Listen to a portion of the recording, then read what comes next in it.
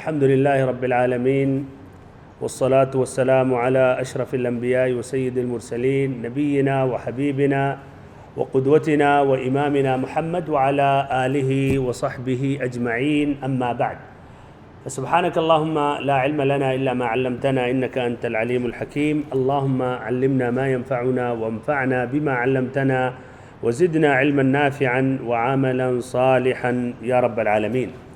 قابل احترام معزز بھائیوں، ساتھیوں اور ہماری ماؤں اور بہنوں، یہ باب الاذان کا درس نمبر 12 ہے اور حدیث نمبر اس باب میں یہ 12 ہے پیش کر رہا ہوں. ایسے ہی ساتھ ساتھ حدیث نمبر 13.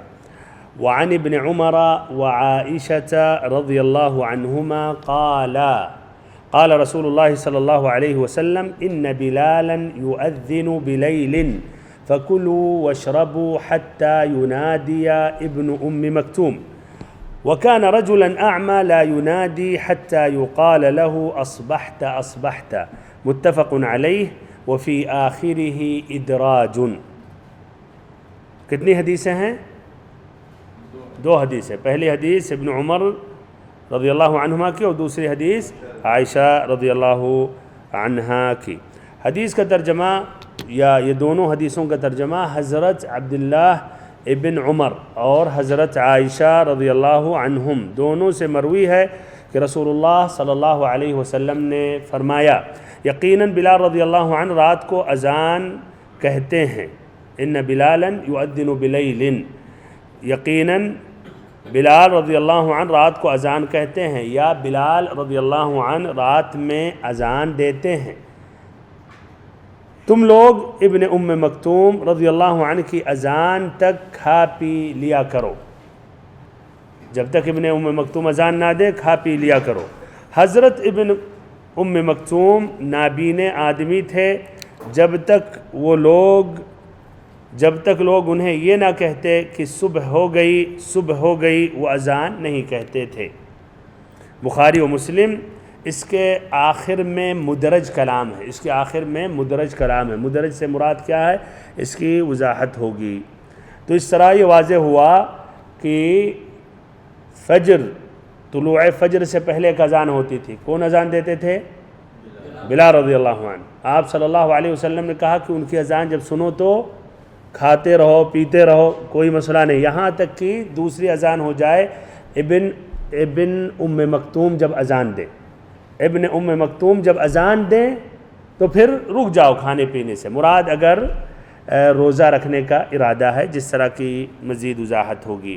بہرحال حدیث کی تخریج 2 حدیثیں ہیں، دونوں کی تخریج مستقل طور پر پیش کی جائے گی. پہلی حدیث ابن عمر رضی اللہ عنہما کی، یہ بخاری و مسلم نے روایت کی ہے دونوں حدیثیں. تو امام بخاری نے اس حدیث کو اپنی کتاب الصحیح میں 6 مرتبہ ذکر کیا ہے، 6 مرتبہ دہرایا ہے. پہلا موقع یا پہلا مقام، پہلی حدیث انہوں نے کتاب الاذان باب اذان الاعمى اذا كان له من يخبره. سبحان اللہ. دیکھیں امام بخاری کا فقہ کیا ذکر کر رہے ہیں کہ اعمى نابینا آدمی اگر اذان دے، اگر اس کے پاس کوئی بتانے والا ہو، ٹائم بتانے والا ہو، تو اذان الاعمى اذا كان له من يخبره. پیج نمبر 102، حدیث نمبر 617. امام مسلم نے روایت کی اپنی کتاب الصحیح میں پیج نمبر 445، حدیث نمبر 1092. کتاب الصیام باب بیان ان الدخول فی الصوم یحصل بطلوع الفجر. یہ دونوں حضرات، ہاں اسناد کیا ہے یہ دیکھیں آپ. یہ دونوں حضرات یہ حدیث روایت کرتے ہیں اس طریق سے، طریق ابن شہاب سے. ابن شہاب الزہری رحمہ اللہ سے جو روایت کرتے ہیں، سالم ابن عبداللہ ابن عمر سے جو روایت کرتے ہیں اپنے والد عبداللہ ابن عمر رضی اللہ عنہما سے کہ نبی صلی اللہ علیہ وسلم نے فرمایا. پھر وہی حدیث جس کا تذکرہ ہے آپ کے سامنے، وہ حدیث انہوں نے بیان کی. ایسے امام بخاری نے کتنے مقام پہ اس حدیث کو دہرایا ہے؟ 6. تو ایک دوسرا جو مقام ہے کتاب الاذان میں باب الاذان قبل الفجر، فجر سے پہلے اذان دینا، پیج نمبر 103، حدیث نمبر 623. امام مسلم نے روایت کی اپنی کتاب الصحیح میں حدیث نمبر 1092 اور ایک خاص نمبر ہے 38 اس طریق سے، طریق عبید اللہ جو روایت کرتے ہیں نافع مولا ابن عمر، جو روایت کرتے ہیں ابن عمر رضی اللہ عنہما سے۔ اس میں آخری جو جملہ حدیث کا ہے، آخری جملہ کیا ہے حدیث کا؟ آخری جملہ کیا ہے؟ سب سے پہلے کس کا جواب؟ وَكَانَ رَجُلًا أَعْمَى لَا يُنَادِي، یہ جملہ ادھر غیر موجود ہے۔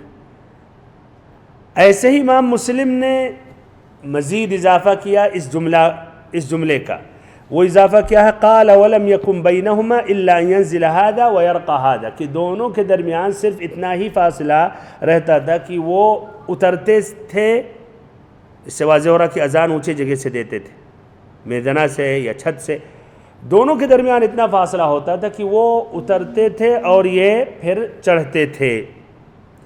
ایسے امام بخاری نے روایت کی ہے باب الاذان بعد الفجر، فجر کے طلوع کے بعد اذان، پیج نمبر 103 حدیث نمبر 620 من طریق مالک عن عبداللہ بن دینار، جو روایت کرتے ہیں عبداللہ بن عمر رضی اللہ عنہما سے مرفوعاً، اس میں بھی آخری جملہ نہیں ہے وَكَانَ رَجُلًا أَعْمَى لا ينادی حتی یقال له اصبحت اصبحت، کہ وہ نابینا شخص تھے یعنی ابن ام مکتوم، وہ اذان نہیں کہتے تھے جب تک لوگ نہ کہتے تھے کہ صبح ہو گئی صبح ہو گئی۔ تو یہ جملہ غیر موجود ہے، یہ اس لیے ذکر کر رہا ہوں، اس لیے آگے بھی بات واضح کی جائے گی ادراج کا کیا معنی ہے۔ یہ پہلی حدیث۔ دوسری حدیث عائشہ رضی اللہ عنہا کی، امام بخاری نے روایت کی ہے کتاب الاذان باب الاذان قبل الفجر، پیج نمبر 103 حدیث نمبر 622۔ امام مسلم نے اپنی کتاب الصحیح میں پیج نمبر 445 حدیث نمبر 1092 اور ایک خاص نمبر جو اس باب میں ہے 38 اس طریق سے القاسم ابن محمد، القاسم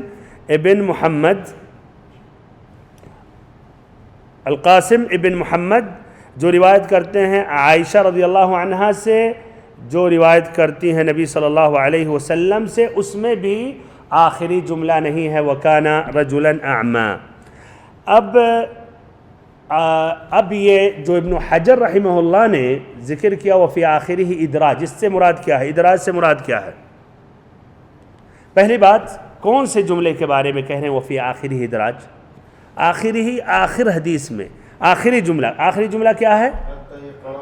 وَكَانَ رَجُلًا أَعْمَى، وَكَانَ رَجُلًا، پورا جملہ وَكَانَ رَجُلًا أَعْمَى لا ينادی حتی يقال له اصبحت اصبحت، یہ آخری جملہ ہے۔ کہہ رہے ہیں یہ ادراج ہے۔ مراد کیا ہے ادراج سے؟ مراد کیا ہے؟ جانتے کیا معنی ہے ادراج؟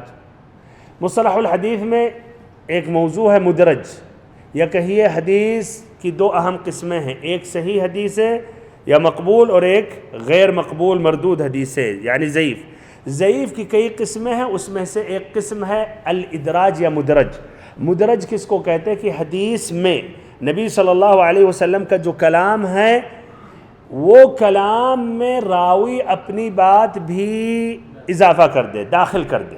ادراج کا معنی داخل کرنا، بالکل داخل کر دے، شروع میں یا بیچ میں یا اخیر میں۔ اچھا کیوں ایسا کرتا ہے راوی؟ کیا وہ راوی اس لیے جھوٹا ہے، وہ حدیث گھٹانا بڑھانا چاہ رہا؟ وضاحت کے لیے، کبھی کچھ لفظ کا معنی بیان کرنے کے لیے، کبھی حدیث کا مفہوم بیان کرنے کے لیے، کبھی کوئی غریب یا لفظ غریب ہے، یعنی لفظ غریب کہتے وہ لفظ جو غیر واضح ہے، معروف ہے، اس کی وضاحت کے لیے۔ تو یہ وجہ ہے، لیکن واضح نہیں کرتا کہ میری یہ رائے ہے یا میرا یہ قول ہے، جس کی وجہ سے ذرا یہ مشکل میں پڑ جاتے ہیں، لیکن اہل علم الحمدللہ محدثین اس کو وہ بیان کرتے ہیں۔ تو یہ ہے ادراج، شروع میں، بیچ میں یا اخیر میں۔ اچھا زیادہ کہاں آتا ہے ادراج؟ آخر میں، بہت صحیح، جس طرح کی ادھر بھی۔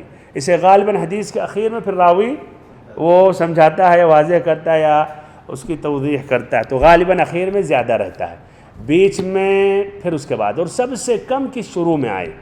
اور اس کی مثالیں ہمارا اصل موضوع نہیں ہے، اسی لیے ادھر میں نہیں جا رہا ہوں، واپس آ رہا ہوں اپنے موضوع کی طرف۔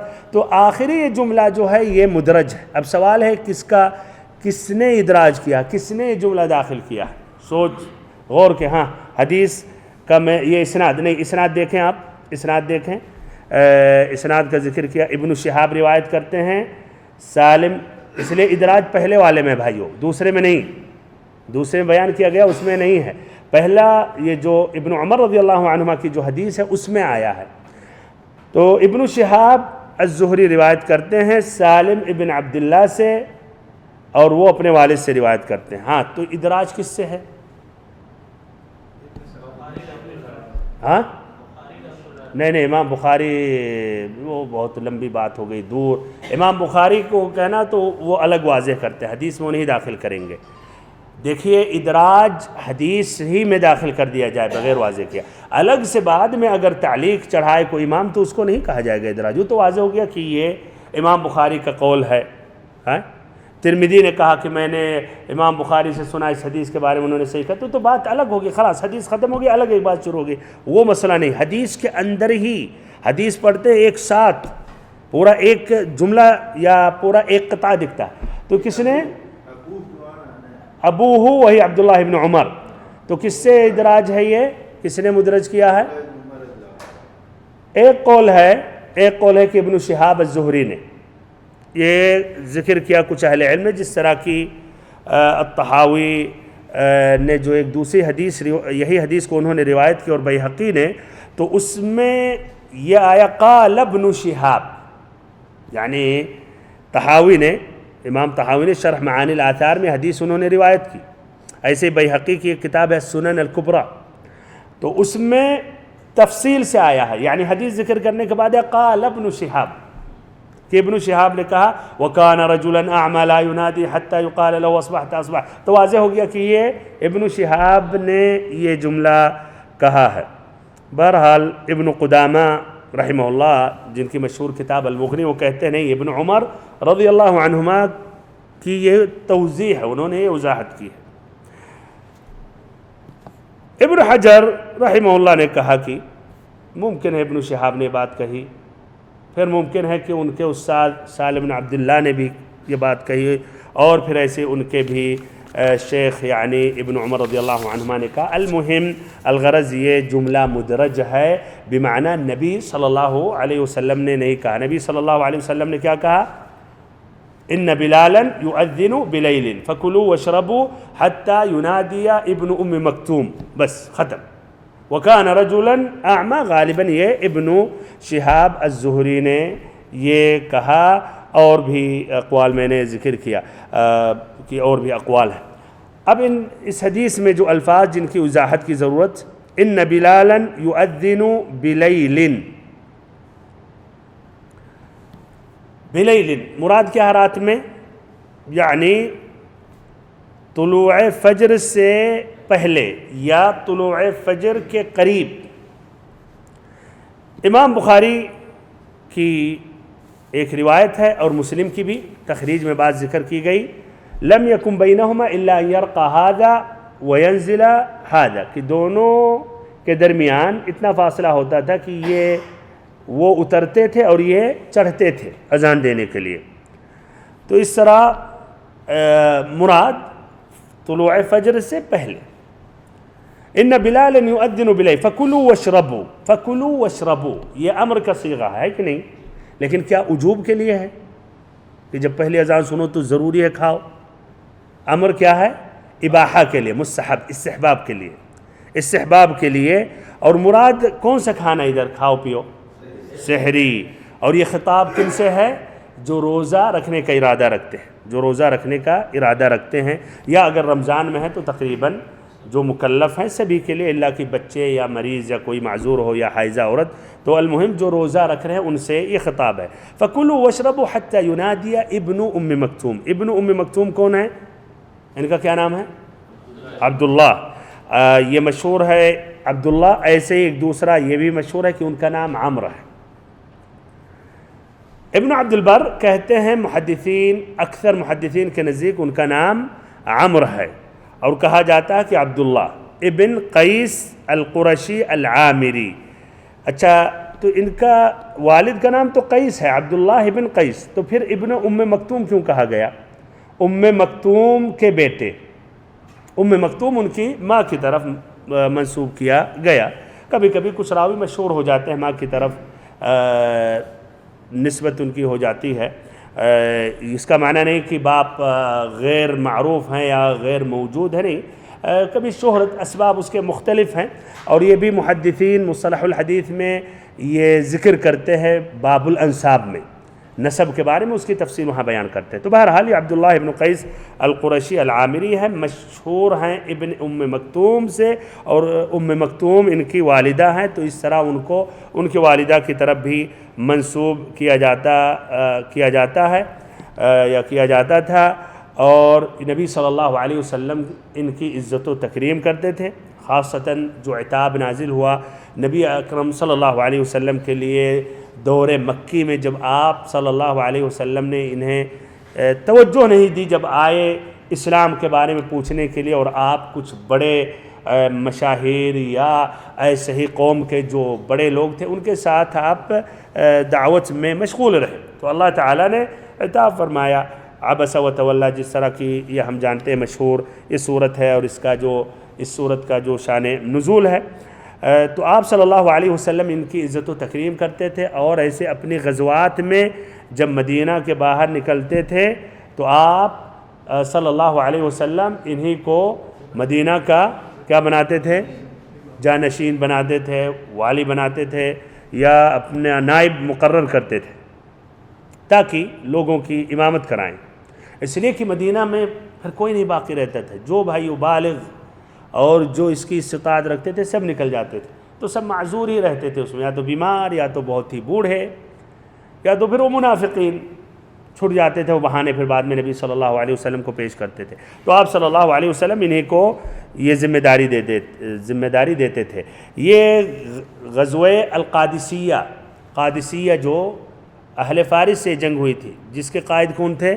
سعد بن ابی وقاص رضی اللہ عنہ، اس میں یہ شریک رہے، دیکھیے جبکہ نابینا تھے اور اللہ کے راہ میں اس میدان میں شہید ہو گئے سن 14 ہجری میں، اور کہا جاتا کہ نہیں مدینہ واپس آئے اور پھر مدینہ میں ان کا انتقال ہوا، اور یہی ہیں ابن ام مکتوم جن کا تذکرہ آتا ہے شان نزول صورت عبسہ کے شان نزول میں۔